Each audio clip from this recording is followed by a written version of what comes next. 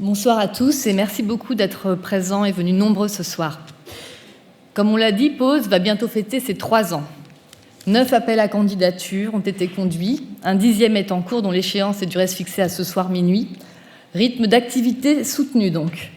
Beaucoup a déjà été dit et je vais donc revenir que brièvement sur les résultats du programme et me concentrer sur les enjeux que je vais aussi essayer de dire brièvement parce qu'on a pris beaucoup de retard.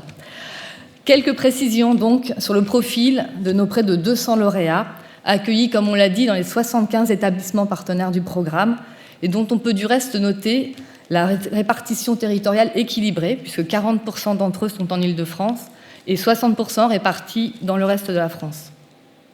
Il s'agit là de chiffres, donc quelque peu désincarnés, et qui ne rendent pas compte de la singularité des parcours, mais les témoignages qui vont suivre le feront largement.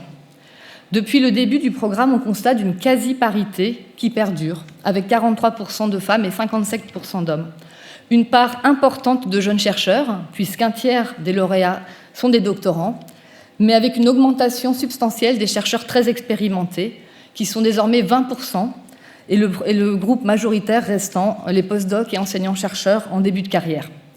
Une répartition stable aussi entre sciences humaines et sociales, dont sont issus 2 tiers des lauréats, et sciences exactes, dont sont issus 1 tiers des lauréats.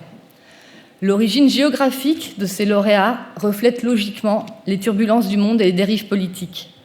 Si encore près d'1 tiers des chercheurs sont originaires de Syrie, la proportion des lauréats venant de Turquie décroît, puisqu'elle est passée aujourd'hui de 60% en 2017 à 40%. Cette décrue pourrait se confirmer compte tenu du relatif, si j'ose dire, assouplissement judiciaire que l'on peut espérer avec les premiers acquittements prononcés en faveur des pétitionnaires pour la paix, victimes des purges massives. Il nous est du reste revenu qu'une première lauréate s'apprêtait à retourner en Turquie au terme de ses 2 premières années de financement. Au-delà, le Moyen-Orient demeure une région de départ importante, Iran, Yémen, Irak, mais le périmètre géographique du programme s'est élargi progressivement à l'Afrique subsaharienne, au Burundi, au Cameroun, à la Guinée, à la RDC, au Mali, à l'Asie, Afghanistan, Pakistan, Chine et à l'Amérique latine, Venezuela, et depuis quelques mois désormais, hélas, comme on s'y attendait, le Brésil.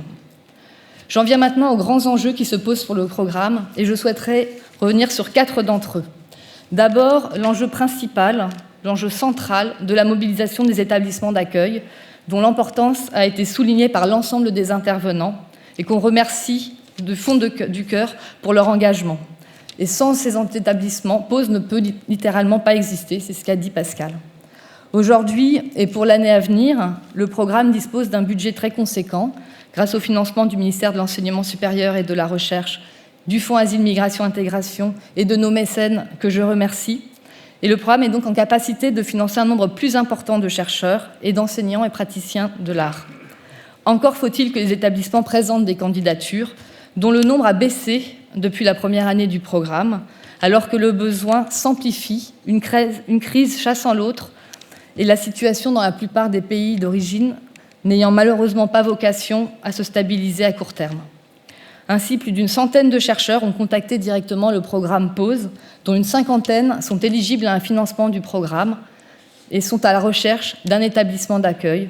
Nous les accompagnons dans cette tâche qui s'avère très difficile. Devant ce besoin croissant, Pause s'est élargi, comme il l'a été dit, aux établissements d'enseignement supérieur privés d'intérêt général et a mis en place une mesure incitative en augmentant à 80% la part de financement du programme pour les établissements présentant plusieurs candidatures à un même appel. Et nous espérons que cela portera ses fruits. Deuxième enjeu, l'élargissement de Pause à la culture et aux artistes, qui est évidemment au cœur de cette rencontre. La communauté de destin des scientifiques et des artistes qui porte l'esprit de liberté face au pouvoir autoritaire et aux groupes obscurantistes a été rappelée.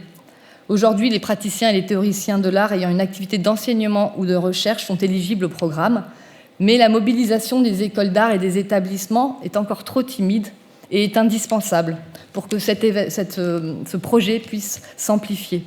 Au-delà, une réflexion est en cours pour ouvrir Pause à terme, et si le besoin se confirme, à l'accueil des artistes sans ancrage dans la recherche ou l'enseignement.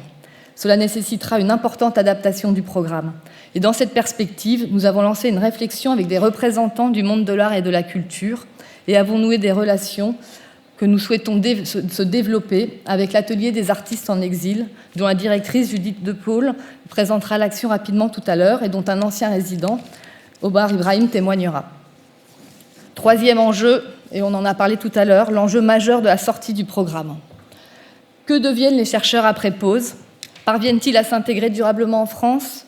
Trouvent-ils un poste pérenne? Rentrent-ils dans leur pays d'origine? Telles sont les grandes questions aujourd'hui posées, qui ne sont pas l'objet de cette soirée, mais sur lesquelles, évidemment, il est très important de revenir.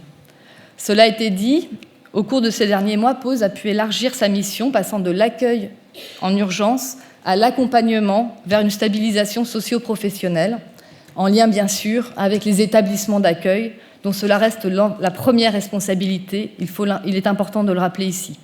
Le programme a ainsi mis en œuvre une série d'initiatives qui s'articulent autour de deux volets. D'une part, nous octroyons aux établissements d'accueil un financement supplémentaire dédié, complémentaire pour la formation, par exemple pour financer des cours de langue, pour financer des formations visant à renforcer les compétences scientifiques, pour permettre de redéfinir les parcours professionnels, y compris hors du milieu académique.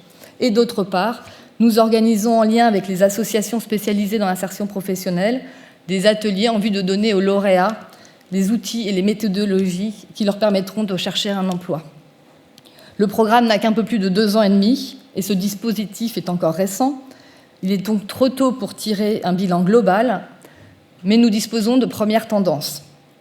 200 chercheurs et chercheuses ont reçu un financement, on l'a dit, mais 154 d'entre eux ont été effectivement accueillis dans un établissement d'accueil, l'écart s'expliquant par le fait que certains n'ont pas pu rejoindre la France parce qu'ils ont été retenus dans leur pays, et c'est le cas de beaucoup de Turcs, une vingtaine d'entre eux, mais aussi parce que certains n'ont pas encore pris leurs fonctions.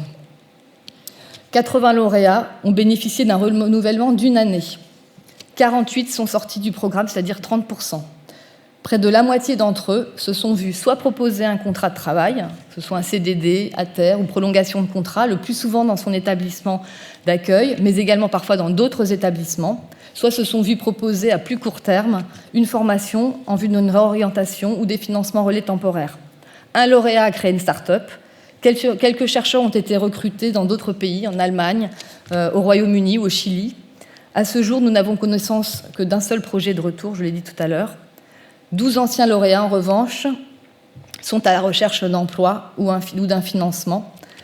Et puis, pour 12 lauréats, nous n'avons plus de communication, malheureusement, et donc nous n'avons pas de visibilité. J'en profite d'ailleurs pour rappeler aux lauréats et aux établissements l'importance de maintenir un contact après le programme. Enfin, la création d'une université en exil, dont a parlé Pascal, constituerait évidemment une voie très prometteuse pour certains lauréats qui pourraient y poursuivre une activité d'enseignement. Et bien sûr, Pause est partie prenante de ces très ambitieux projets. Quatrième et dernier enjeu, celui du renforcement de l'inscription du programme Pause, déjà bien ancré au niveau international et européen. La défense des libertés scientifiques et artistiques et l'accueil des chercheurs en danger sont des enjeux transnationaux et qui concernent toutes les démocraties. Les réponses doivent donc être portées au niveau mondial et coordonnées, en particulier au niveau européen.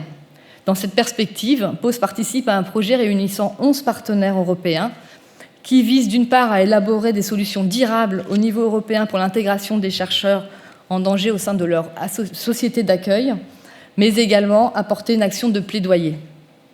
Une coopération privilégiée a également été engagée avec la Philip Schwartz Initiative dont on a parlé et Pause à d'étroites relations avec les programmes américains qui cherchent activement des débouchés en Europe depuis l'arrivée de Donald Trump au pouvoir. Nous avons également, bien sûr, des relations avec Council for At-Risk Academics britannique. Au-delà de ces enjeux, est d'abord et surtout porteur d'un idéal cosmopolitique qu'incarne la communauté scientifique et les artistes. Nous avons collectivement la responsabilité d'assurer la réussite de ce modèle de solidarité qui protège la liberté de créer, la liberté de chercher, la liberté de transmettre, dans un contexte aujourd'hui lourd de menaces face à la montée des nationalismes et des replis identitaires. Et c'est dans cet esprit que nous avons conçu cette soirée. Je vous remercie beaucoup et je vais profiter d'une seconde supplémentaire pour adresser mes remerciements les plus vifs, d'une part aux membres du comité de parrainage et aux membres de mon équipe qui font vivre ce programme. Mon équipe présente aujourd'hui, comme on l'a dit, donc David Bruchon, Axel Tirel-Depoix, à Marie-Lise Quesada, qui par ailleurs a piloté le projet de cette soirée, Hélène Jarry, Kanimoji Kogulan, qui travaille au quotidien, et bien sûr un grand remerciement au Collège de France qui accueille le programme depuis ses tout débuts. Je vous remercie beaucoup.